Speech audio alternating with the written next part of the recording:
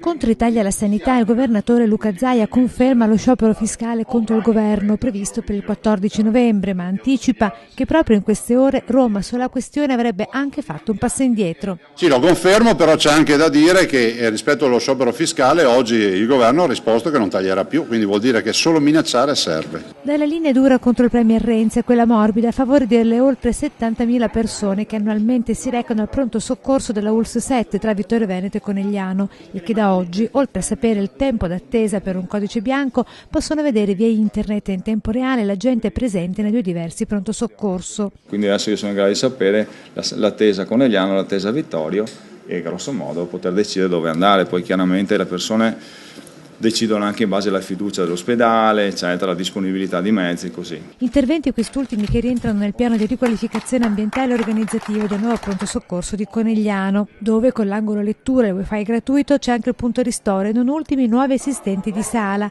operatori sanitari e neolaureati senza lavoro e impiegati per l'accoglienza sulla base delle linee guida regionali. Sono delle persone laureate, addestrate per questo tipo di attività e che hanno il compito di assistere i pazienti fino a quando poi non entrano nelle sale, negli ambulatori del pronto soccorso. Un investimento di 230.000 euro con un nuovo ecografo completo di 3 sonde del valore di 40.000 euro donato da una famiglia che ha chiesto l'anonimato. Sanità che a Conegliano, come in tutto il Veneto, vede la riduzione dei tempi d'attesa anche per le visite specialistiche.